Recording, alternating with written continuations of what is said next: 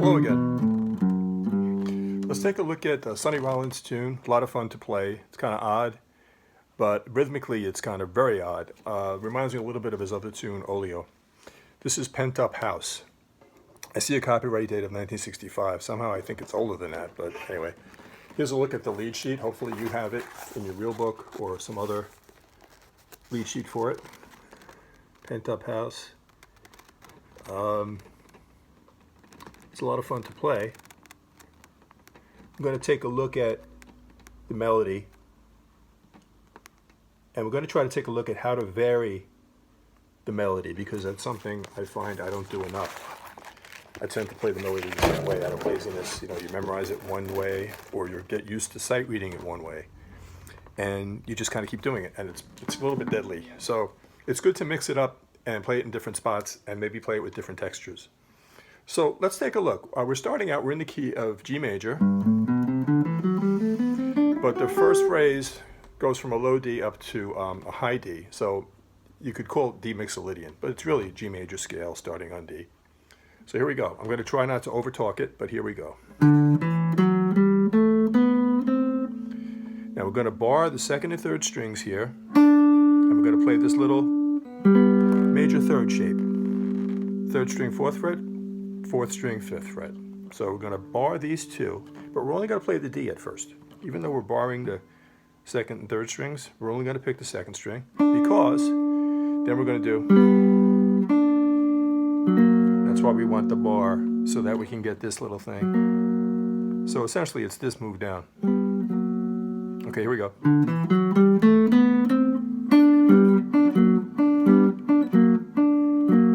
We're going to go down to this G. We're borrowing strings 5, 4, and 3 at the second fret. We've got the G on the sixth string. You're going to move it up, and you're going to add the ring finger on the fourth string.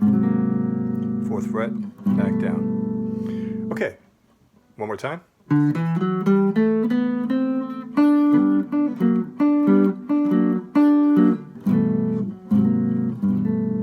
So that happens twice, and then the melody changes a little bit.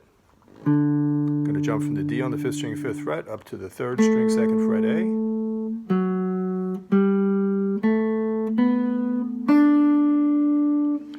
Now we're going to play something similar, but on a different set of strings. G, the E and the C together, the E flat and the B together. Now we're going to play a C9. Playing the inside four strings, not the sixth, not the first. Now we're going to play an F7, landing on F7 sharp 5. So you know this F7 bar chord. We're going to get rid of the lower two strings, so we're left with that. Okay, one more time from the top.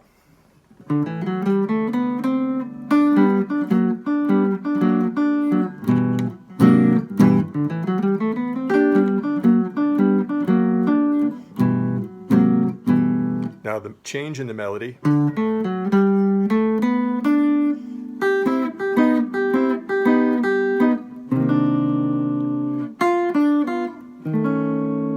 Okay, so it's C minor. And then, why don't we throw the F chord underneath this F note on the first string? D, F, and then you land barring the second and third string, second fret. So it's really an F7 sharp 5. Part of what's nice about the tune is he's got these extensions and things happening with the melody. Okay, so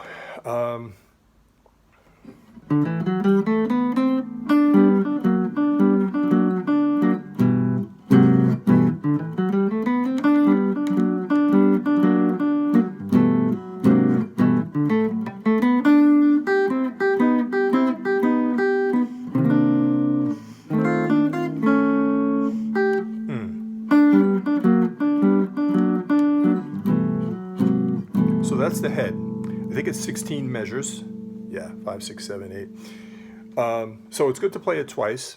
Now, the second time you play it, you can play it an octave higher. So again, I'm going to try not to overtalk what I'm doing.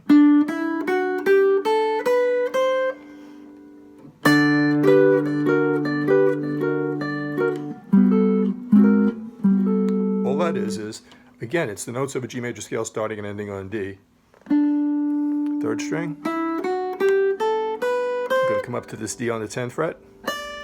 Play the major third on the second and third strings. G major 9. Root is on the 5th string. A flat 9. You know, the bluesy. Okay, so that's A flat 9 back down to G major 9. All right, so again, the idea here is to vary the melody, play it an octave higher than you did the first time. What you can do when you play this D, what I like to do, is play the open D with it.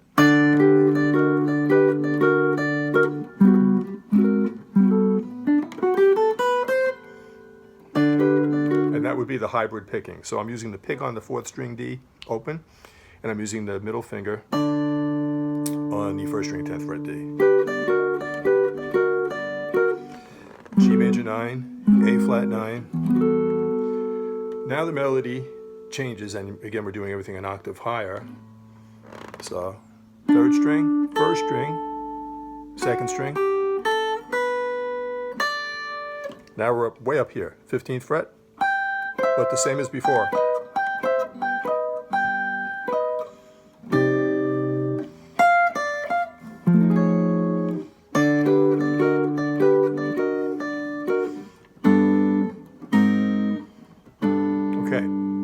So that's Pent-Up House. Again, it would be really helpful if you can have or obtain a lead sheet for it.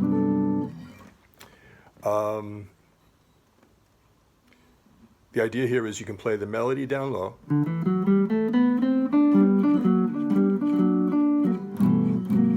can play the melody up high.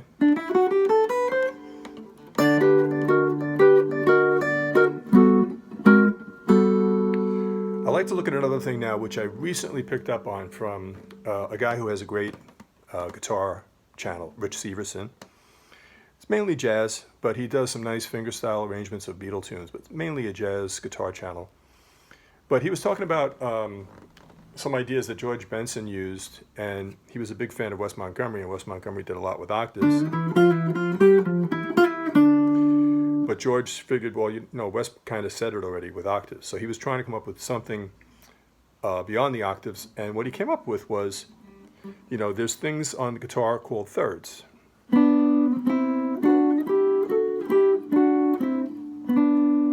So right now I'm on the 2nd and 3rd strings.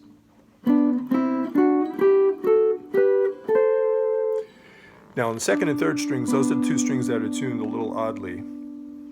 So to do a minor third on these 2 strings, it looks like that. To do a major third, it's just a bar. Okay? The idea that I learned from Rich Severson, and he kind of got, I guess, from George Benson, is to do the third. My top note here on the 2nd string is a D, so I'm going to throw a D on the 5th string, 5th fret. The nice thing here is you can strum it with the pick.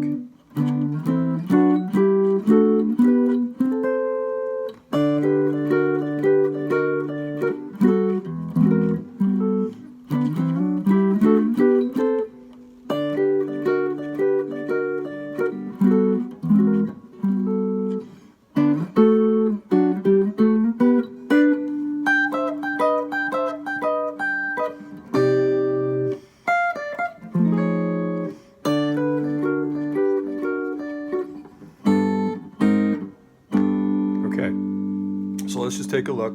I made a little crude diagram of what these are. I call them octave-enclosed thirds. So the first one we're going to use when we play the melody for Pent-Up House with this technique is right here. Okay, it's a minor third with an octave note below it. So we've got the D on the lower string, we've got the D on the 2nd string, and that's an octave, and in between we have a minor third. Over here is the major third, Might be a little bit easier because you're just barring the second and third strings, but it's the same principle. And then at one point, I think we're going to wind up maybe jumping over to a different set of strings, which would be this, but it's the same principle. Okay? So I don't know what they're called. I just call them octave-enclosed thirds because it sounds like I know what I'm talking about, which I really don't. But anyway, we're going to now try the melody using these octave-enclosed thirds. So if you recall, this was the first third, but we're going to put the octave from the D.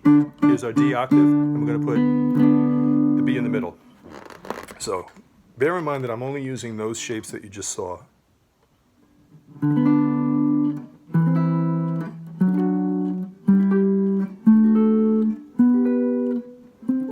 So if I say what kind of third it is, that might help. Knowing that this is the minor third, and that shape is the major third, minor third. Okay, here we go.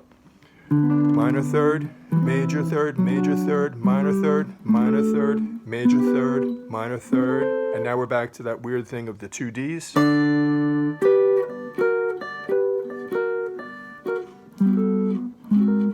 Let's try the octave-enclosed thirds again.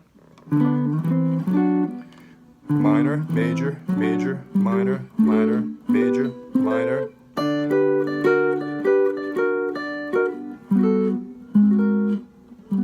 Okay? When the melody changes, it's a little bit tougher. So I was playing around with different ways, and this way looks weird, but I think it works best for me. I'm going to take this shape and jump it way up. So here my index is at the 3rd fret. Here it's at the 10th. It's going to be minor third, major third, 7th fret, minor, minor, major, minor,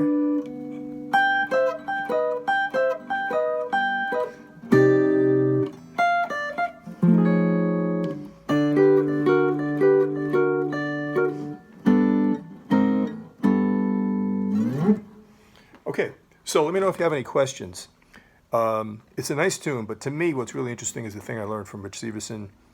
Again, it's a George Benson principle, and it's this.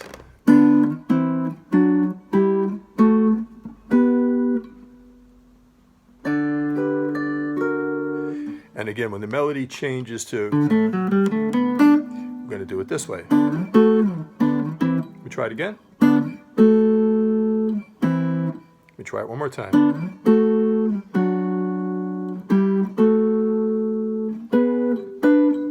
Almost had it.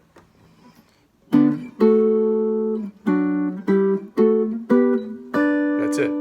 Now this is the 1st string, 2nd string, 4th string. Better to finger it that way. It's on a different set of strings, but it's the same thing. Let me try it again.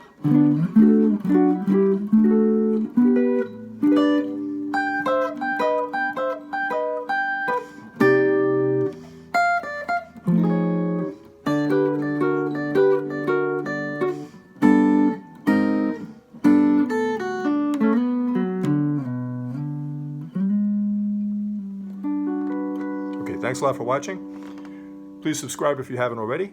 Please hit the thumbs up. It helps a lot. And I'll look forward to speaking to you next time. Have a great day.